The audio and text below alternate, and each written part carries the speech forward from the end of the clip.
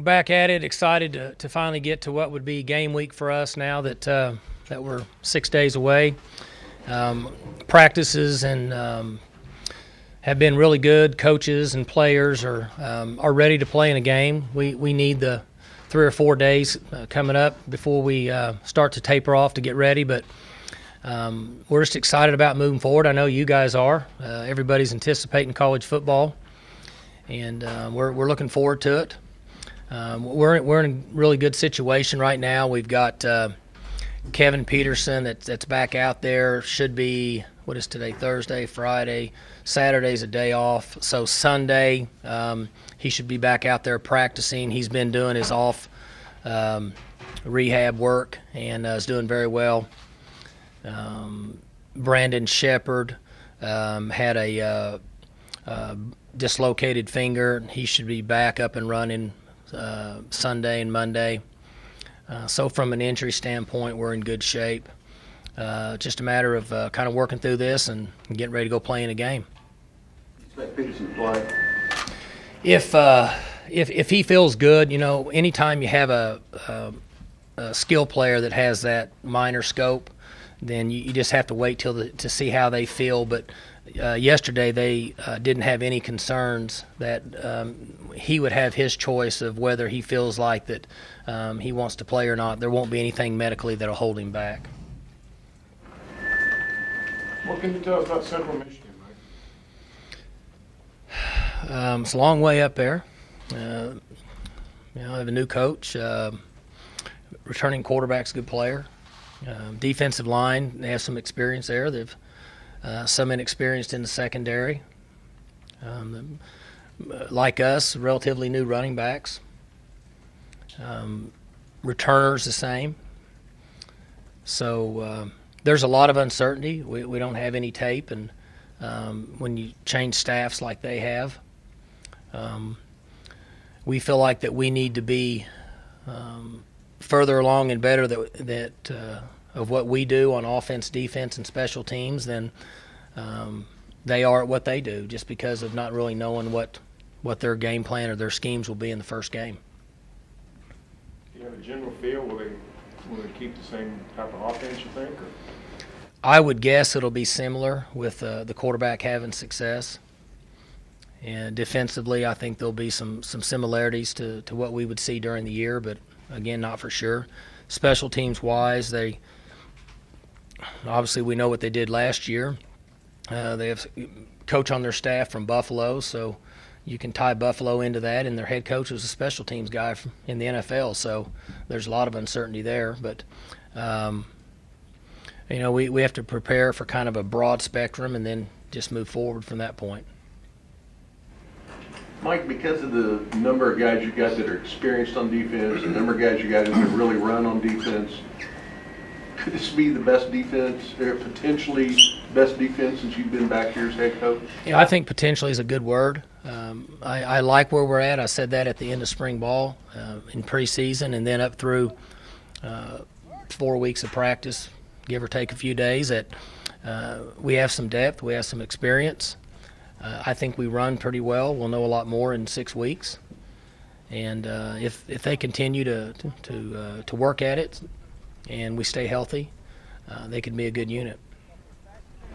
Mike, I know you probably had some questions going into fall camp about certain areas, certain guys, new guys. How much more comfortable are you now than where you were 4 weeks ago when you guys got started? Well, in what areas? All of them. Any of them that you maybe had some questions or concerns about how certain guys would respond? Well, I think the first position is a defensive tackle spot. You have 2 guys playing there that really haven't played at this level for the most part, and they've had a good preseason camp. And one thing we all know about preseason camp is that they're working hard, they're absorbing information. I like their attitude, but we don't have a clue about what's going to happen in the games. And so I feel better about that position in watching them in preseason, but there's a lot of uncertainty there. In the offensive line, in the latter part of the season, we really struggled. There's a little more maturity there. There's some new faces, So I feel better about that position, but we're not where we were the years we were winning 11, 12 games with those second and third year vets that we had playing here. But they're coming along, and each year at this time, I say 6 weeks from now we're going to know a lot more because we will have been in the grind and we'll know where we're at as a team. And if we get guys that get bummed up a little bit, we have to put another player in there, we'll see how they react. So I feel good about our football team, just in a wait-and-see game at this point. Sounds like running back has been a good development the last month or so. Yeah, and it's, I've mentioned Carr. Up to this point, he's done very well. What he's going to do when we get started, I don't know. McCleskey and Carr and Magruder and Darren Daniels, the 4 freshmen that I had mentioned about 3 weeks ago that we thought would play in the first game, I still think that'll happen. Carson, there's no telling what he's going to do, but he's done very well for us up to this point. He's made Rennie better. We talked about that. Rennie doesn't have as many reps, which Rennie's a better player when he's fresh. And then Jeff Carr has made plays in practice that makes us think that he could be productive in a game at this level. To what point, I'm not sure. But I feel better about our running backs now than I did at this time last year. I knew what I had with Dez. Dez was reliable. He was steady. He was going to get your 4 to 6 if it was there. He wasn't going to run away from anybody. It's difficult to average 4.5 yards a carry if you don't have a back that can run away from somebody, because it's too hard to block everybody all the time. Those guys on the other side of the ball, the defensive front, in most cases they're more athletic than your offensive linemen, so they're going to win their share. They get to coach too. They get to play. So less than 50% of the plays are blocked correctly and or technique and they're sound and they're all knocked down or they're all covered up. So somebody has to make up for that, and that's the running back. And I'm hoping that with Chris, a fresh Rennie, more mature Rennie, and Carr, and actually Raymond's done good too, that we're going to get some of those breakaway plays that'll make us a better running football team than we were at this time last year. Mike, how soon into camp did you think that Carson would be your number one guy in the depth chart? We worked him and Rennie with the ones pretty consistent from day one. And the reason why is because he's a 2-year player, he's more mature, he's older, and we knew that Rennie needed that break. So really from day one we started working them in. And our goal would be for those guys to each get 15 carries.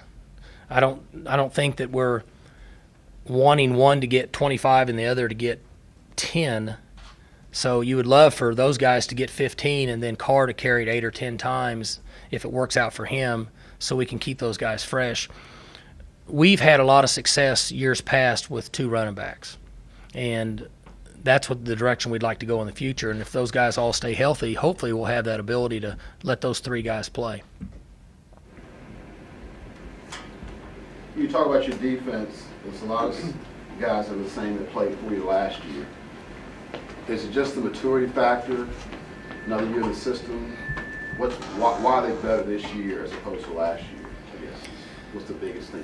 Well, experience. I've heard people say that before, that if they struggled last year and it's the same guys, why would they be any good this year? They get better. We all get better at what we do. They develop their bodies, experience, played on the road, understand the heat of the battle.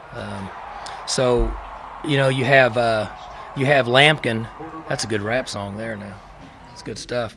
You have Lampkin back now that's healthy. He's experienced.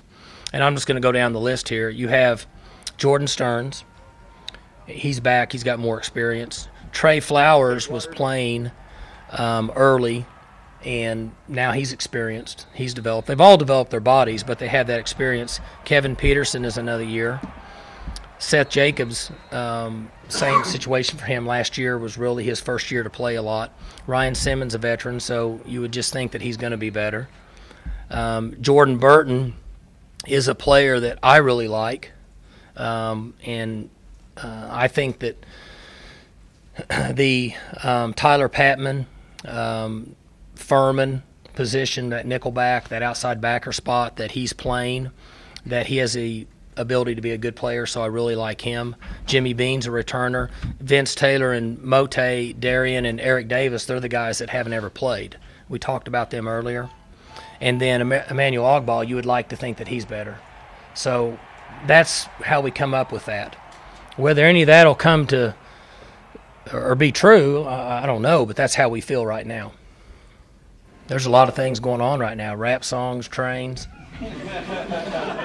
Sounds like cell phones at a daycare. Hey, Coach, how's it been on the interior of the offensive line, your center and guards? How are they performing? Lundblade's doing good. He falls in the same category. He's back. He's matured. He's grown. He started the season at 295. He's 287 right now. He needs to be up above 290 before we start trying to get that body weight back up. Mike Wilson's in there, one of the guards, and Mike falls in the same category. He played last year. We just threw him in. He played guard, played tackle. He was all over the place. And people say it's the same. As you know, it's not the same. I like where he's at right now.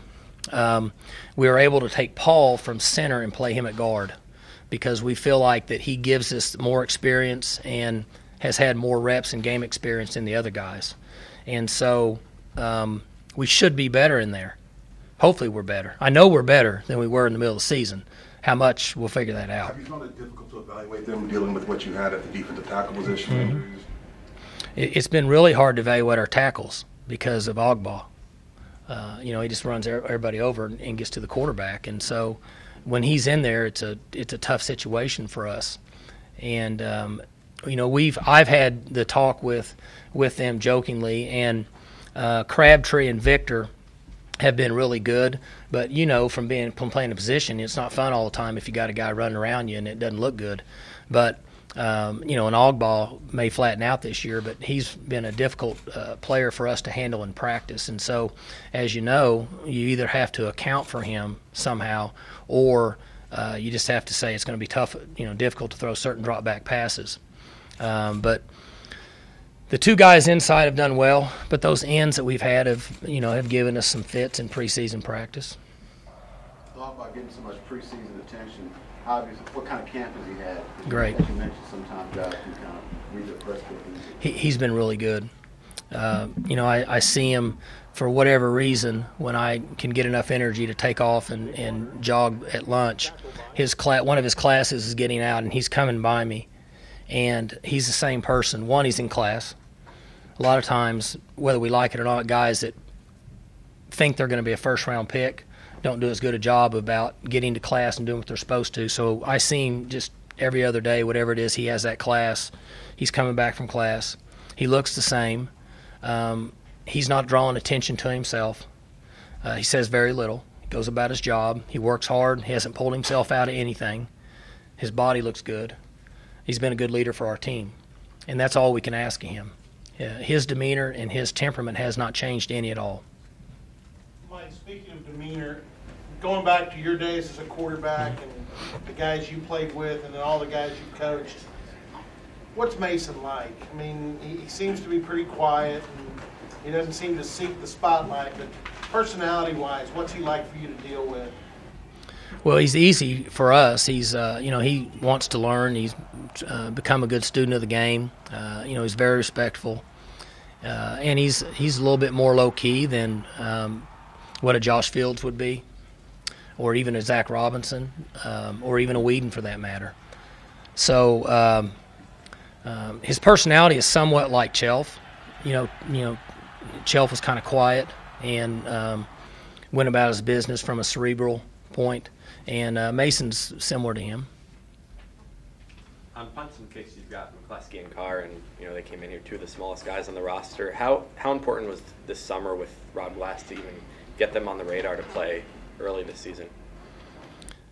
Well, I don't need to go into a long conversation about Rob. Everybody knows how I feel about what Coach does for us, and he's the main reason that we've been able to have success here, not only from a physical part but a mental part, what he instills in our players.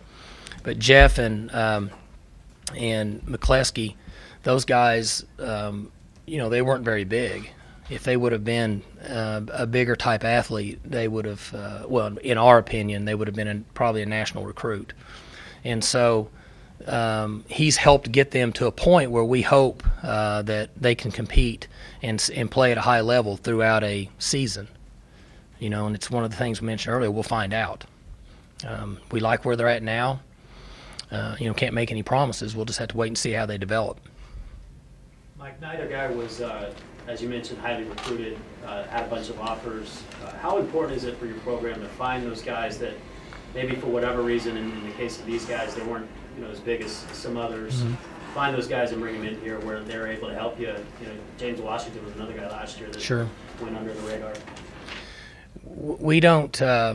We haven't been able to get as many or really any 5-star recruits, what people consider can't-miss guys.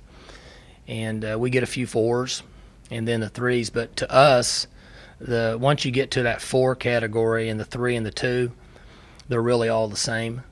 You have to find the guys that, for whatever reason, we think will fit our system and are willing to do everything and be in the team chemistry. That's just our opinion, so I'm not knocking anybody that puts stars on players.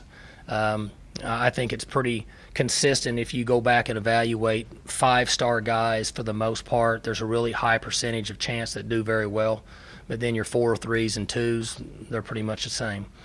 And our coaches have done a good job of evaluating. We were on McCleskey for a long time.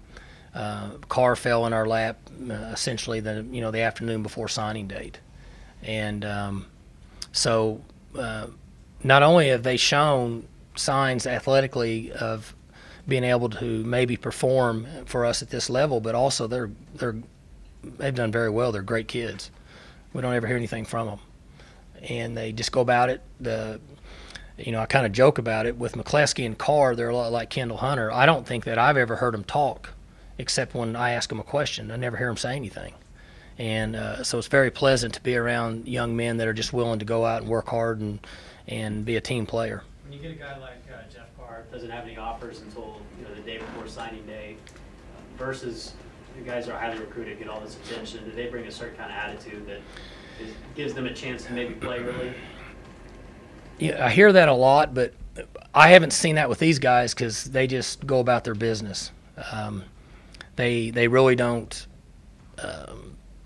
ask for a lot. They don't need much. I'm sure that their position coaches have said good job and all that, but I haven't had to say, hey, you're doing great, keep going. I haven't really talked much to them at all other than how you doing and things like that. And so they haven't really I don't think they had that chip on their shoulder. Now, you would have to ask them that at the right time. They may feel that way, and that may be something that drives them. But I was joking with Carr a couple days ago, and I said, I asked him, I said, are you scared? And he looked at me, and he didn't even know what I was talking about. I said, well, because you may have to play in the first game. And he just kind of smiled and shook his head. He didn't even respond, and then he went off and did something else. So they're just different type of kids. Maybe low maintenance would be the word to put Good. on. That's a good word. Up to this point, they've been low maintenance. Mike, did you know anything about Victor Salika before UAB got rid of the program? No. How did that process get started? Once the word got out that their program was going to be canceled, then I went over to our recruiting office and said, we need to find out who's down there that can play. Because when I was a player here about 50 years ago, when SMU canceled its program, I knew it became a free-for-all to try to get those players, and the NCAA usually makes them eligible immediately. And I know that they had players down there that were from that region of the country that stay local, that were, in some people's opinion, good enough to play at this level, and that we needed to get in there right away and see if there was anybody we thought could help us. And so we were able to get in touch with Victor and his family, and it worked out for us. Was that a tough sell? I mean, was it recruiting a high school Recruiting? kid with other schools? It was a little better because he was 2 years into it and more mature than it was when we have to recruit high school kids. But it was pleasant, a really good family, hardworking people, appreciative to be where they are, and very upfront and honest young man. So it made it a pretty enjoyable process. Mike, Victor's one of the handful of first-year players who are atop the depth chart that you guys put out today. You guys have had a really good success rate with those first-year players coming in and contributing to the program. Is there specific qualities you look for, whether it's junior college guys or D1 transfer, specific qualities, maybe not necessarily related to football, that allow guys to succeed? Yeah, somebody asked me this a few weeks ago when the Tyler Patmans and the Furmans and the Hunters, I've always been intrigued by those guys because they've already graduated from college. So that shows me there's a commitment to going to class, making your grades, somehow finding a way to graduate from college. So usually they're going to be low maintenance, which has been true so far with those three guys that we've had in here. Victor falls in the same category. Victor's been here since whenever their program shut down. A few weeks later, he was here with us actually before the bowl. And we check classes every day and internet or facilitator and tutor sessions, and he has not shown up on one list for missing anything since he's been here. And Patman didn't, and Furman didn't, and Michael Hunter hadn't either, and Victor. And so that maturity that they show makes our jobs a lot easier and much more enjoyable. So we try to look for the guys that understand the importance of the big picture and not necessarily football. And I know that sounds funny because everybody says, well, you have to win. But you also have to have enough players that are willing to do whatever it takes outside of football to make it happen, be a less of a distraction, and they fall in that category. Is that harder to identify in junior college transfer? Oh, sure. But still, you've had success with those guys too. I mean, I'm not so sure at times we haven't been lucky. It's difficult to there's only a certain amount of times that we can see a young man face to face. And have a conversation with them outside of being on a phone. And we all know that phone conversations aren't the same as a face-to-face conversation. And so there is some risk involved in taking players that have already been established somewhere else. But there's also risk in high school players because we don't get to see them as much, and it's hard to get all the information and the facts on those guys. But we have been very fortunate that these guys that have come in have worked out well. But I also think that we put them in a position in the environment to where they can have success. This is an easy place to play football. This is a very player-friendly program. We don't overwork them. We don't over-practice them. We teach and coach. We don't beat them down. Rob Glass is tremendous. We have everything here that a young man would want to flourish in, and it's evident with Tyler and Josh and what hopefully now will be Hunter, because they just show up here and then all of a sudden they can have success because we put them in a position for that. After about a month of practice when you play, what do you want to see that you can't see during the practice this week? Anything that maybe jumps out as a player or just a unit, or just what do you want to see that you can't see in workouts? You know, it's interesting you talk about that because I can go down the roster here and myself and everybody in here that follows Oklahoma State football has a pretty good idea of what Ogba is going to do. You have a pretty good idea of what Jimmy Bean's going to do, and Ryan Simmons, and Kevin Peterson, and Stearns, and James Washington, and Austin Hayes, and Glidden, and Shepard, and Rennie Childs. Okay? But it's that second wave of guys that change your season from an 8-win to a 12-win season, give or take some games. I'm not saying we're going to win 8. I'm not saying we're going to win 12. I'm saying it's that second wave that are unknowns. It's Motes, it's Victor, it's Chris Carson, it's Burton, it's Vincent Taylor. It's that second wave of guys that we don't really know for sure, and depending on how they play, in our history, in our opinion, they're the ones that change your season. Is Mason in the second wave? Sure. He's only played 3 games. And I was just visiting with a friend earlier, and that I was driving the other day, and I was thinking it was about the middle to the latter part of my sophomore year when I felt like that I understood college football. And I may be wrong, but I think I played in 8 games as a freshman. And so let's just say it was 6 into my sophomore year. That'd be 14 games. I felt like the game slowed down to me for a little bit. Prior to that, it all moved really fast. And that's when schemes were very limited. You know, we had 3 deep, we had 2 deep, we had some blitz, we had some man coverage. Quarters was just coming in. Well, now, you know, you could have a stack of defense that looks that thick with what's going on today in college football. So he's 3 games into it.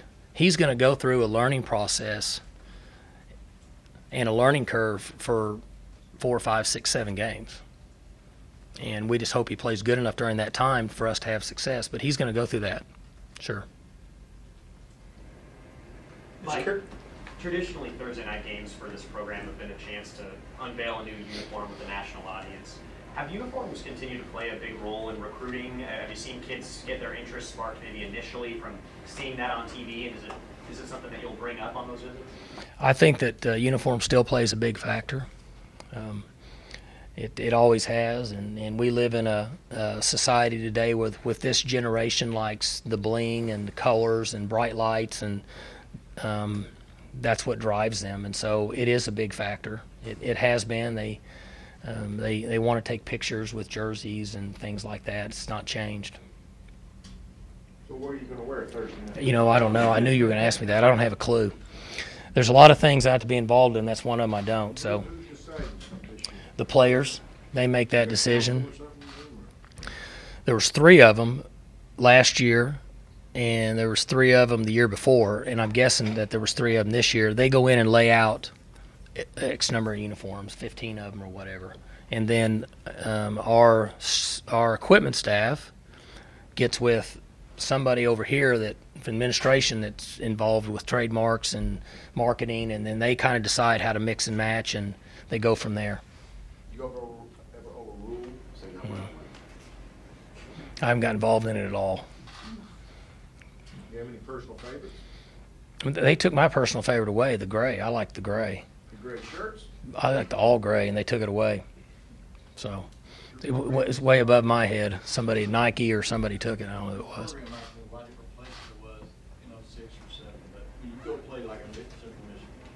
Does it make you remember back to the trips that you go and the importance of You talking about when you wake up in the night and you're sweating, can't figure out why. I think as a coach, you always think of things like that.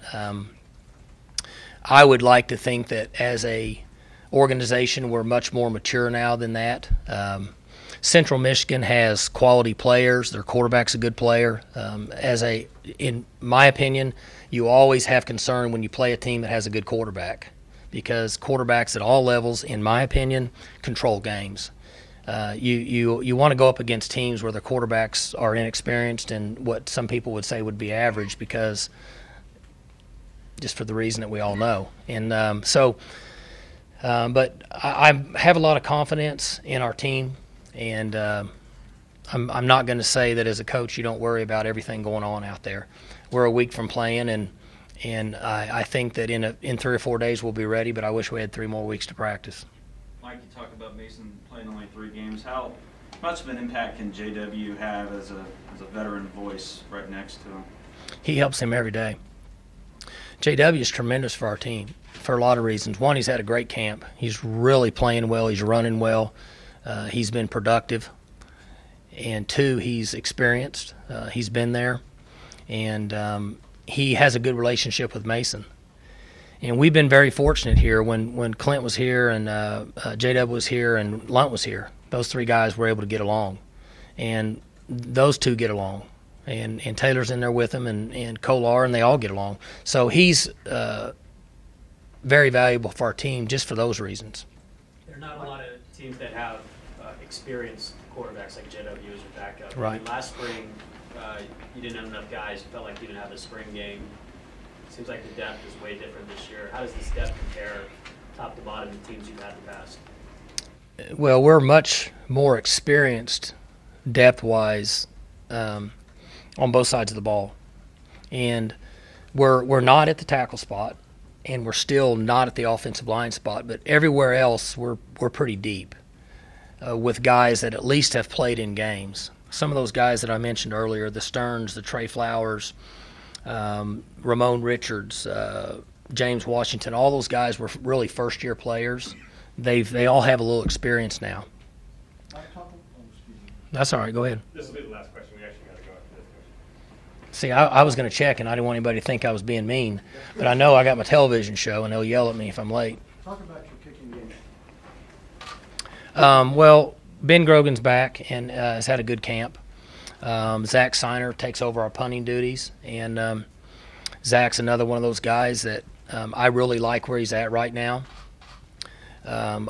We have confidence in his ability to develop. I think he's a good directional punter. I think he has a good feel for what we want to accomplish in the punting game, where we want the ball to be based on our coverage units.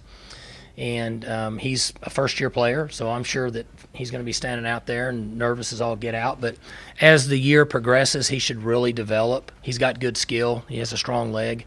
And, it's good when you have a guy at that position, that should be there for 4 years. What about the deep snap? He's doing good. We got both guys that are back, and we got 3 of them on the roster there.